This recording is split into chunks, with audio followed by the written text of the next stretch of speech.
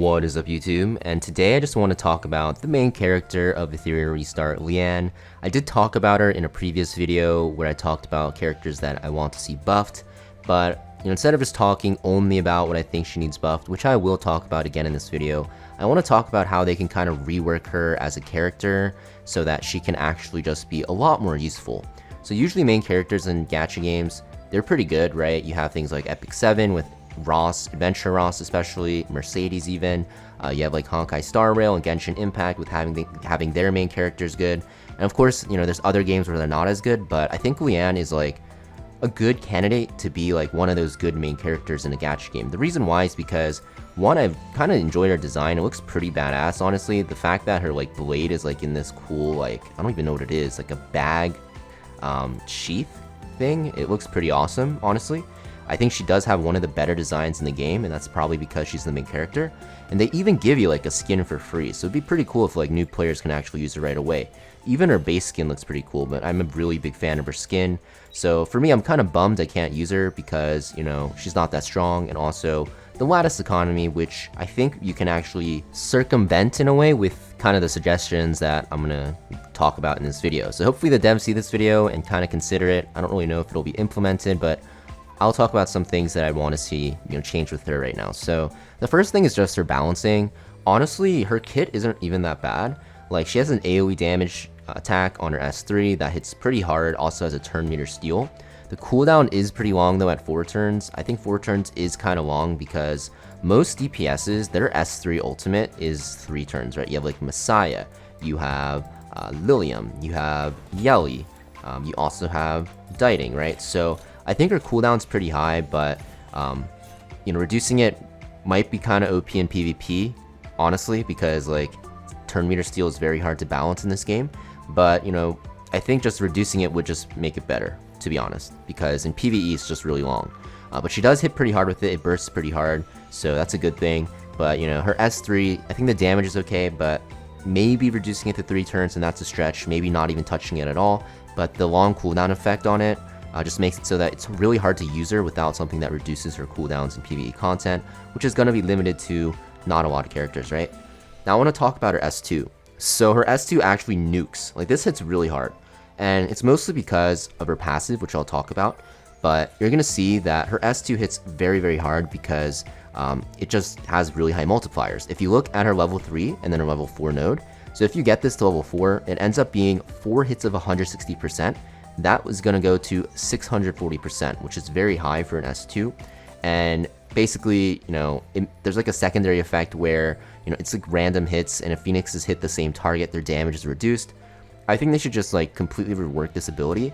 They should like keep the damage very similar, but instead of, having it make like hit random targets, I think just having it be targeted on something and then splash the initial damage on the main target to other characters, so it's more consistent and AoE is a lot better. Because of this being like random, she's just bad in every single fight that there's any extra mobs. So Aurora, instantly bad. Teramaton, instantly bad. Nikonana, instantly bad. Sharon, instantly bad. Rengokutsu, instantly bad, right? So like just every single boss in the game, even like Shadowflame Hoyan, instantly bad. Yeah, like literally every single boss in the game, you can never really use her because her S2 is just so unreliant, even though the multipliers are great. So I think they should really just remove the random aspect on this, and it'll make her a lot better.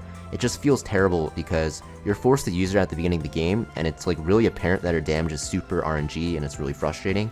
And you can kind of tell right away that she's not really a character you're going to want to use for the long run because of the RNG. Now, let's talk about her S1. So this S1 is actually one of the stronger S1s in the game for damage dealers, believe it or not. Hits decently hard. You get lifesteal, which is insanely good in a lot of content, especially like Teramaton if you use her early on. But her passive is insane. For each type of buff you have, you get increased damage, and it stacks up to 5 times. If you actually have this max, which almost like no one does, I think only a few people I know of have her even invested into, this goes up to 6%. This is similar to something like Batsby, right? So if you look at Batsby here, Batsby gets extra damage for debuffs on the enemy, right? And it stacks up to 6 times. Lian gets extra damage for buffs on her. So I think this is a really cool, passive, and I really wish that, her S1 is really strong, right? I really wish that she was playable because not even just in like PvE, but I think in PvP she could have potential because of her turn meter push. So I think, you know, reducing the, you know, RNG factor in her S2, maybe reducing the cooldown in her S3 will just make her a lot stronger. Now, in terms of just investing into her, people don't really like investing into her because she's a DPS, right? You're gonna see that pretty much every single damage dealer in the game is gonna want to be at least 455, or in some cases with like Lilium, you know, 555, right? So because of that, you're gonna see that, you know, a lot of people won't want to invest in her because she currently isn't really used anywhere. And two, she just, you know, is like fire, right? She's red. So you're not going to ever be able to use her in Doki Doki, which is like one of the, you know, first areas of content and one of the biggest areas of content where you're farming for gear. And even though she's red, right, in Terramaton, because the boss is green, you might want to bring her, but Terramaton's like a single target fight, right? So people don't want to bring her there anyways. So because of that, you know, investing into her is just not really worth it ever, right? And in the Hyperlink Charter quest for Animus Fate, for the first chapter, all the quests are actually done with Lian, so you do get a good sense of how, like, I guess not strong, but how she plays. And it even makes you invest into one of her skills twice. And of course, most people do this quest, they finish up to Expert Training 3, and then, you know, they will reset Lian, because starting from chapter 2, all of these quests now don't require Lian. You're done the entire Lian chapter, so you're able to actually, you know, just reset her and put those golden lattices onto a different character. So this is great and all, but I think honestly what they should probably just do, and this is because Lian is the main character and I think people should just be able to use her, is remove this quest in Expert Training 2, just remove the upgrade any of Lian's skill 2 times, make it so that you can't lattice her at all, and then when you complete her training, you get her for free. Not get her for free, you already have her for free. You unlock her skills full potential. So basically what I'm trying to say is remove this, the quest to, you know, prowess and level her skills. Just lock it completely out until, actually don't lock it until like, you know, level 2 because you want the stats probably. But, you know, make it so that you cannot do it. Like put like a text where my mouse is where it says like unable to activate, or activate it automatically after completing Animus Fate 1. And then when you complete it, just give the fully activated Lian to everyone. Now with the dupes, you can do the same thing. Honestly, I'd probably reduce the cost in the summon shop because it's way too high at 4K. Reduce it to like 1K, you know, probably with like, you know, those currencies you get in the summon shop. 4K, no way in hell anyone's gonna buy this unless you're using her for like your free-to-play, no SSR challenge account, which some people actually do. But outside of that, you're never gonna like buy those. So, you know, I think doing this is just great. And then, yeah, people can invest, you know, into the dupes if they find her good enough from the summon shop for 1K currency. And maybe then people will actually start using her because, you know, I talked about it, but her passive is like so good. I think she can be viable in a lot of content. And if you're missing a lot of, you know, key DPSs because, you know, you just didn't get lucky on banners, you could at least use her, right? Because she's a solid AoE DPS choice. And, you know, there's not a lot of good red DPSs in the game, right? You only have something like a Chloros, which is also going to be investment heavy, and similar to the same reasons as Lian. People don't really like investing too heavily into him because he is not used in a lot of content, even though he's very good in some. He's pretty niche, right? So people don't really even like to use him that much. If you guys love Chloros, I'm sorry, but it's kind of like the reality, to be honest. So, you know, I wish they do actually, you know, give us that fully maxed out Lian. And on the topic of the Hyperlink Charter, I really wish like they don't just do Lian, right?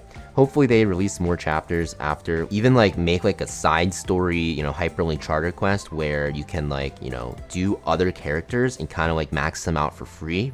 Kind of like how I mentioned with Lian earlier, where you can unlock their skills for free. And then maybe give like a side story that you can like kind of learn about their lore by doing some like, you know, career mission quests, if that makes sense, like required quests, like where you go into a separate stage and kill a boss that, you know, they do in their lore. I think that'd be pretty cool, and that'd be a great addition to the game. But yeah, just wanted to talk about Lian today because, you know, I was going through my box and I saw her and I completely forgot about her, and I completely forgot she was the main character, honestly, because I've never used her after week 1.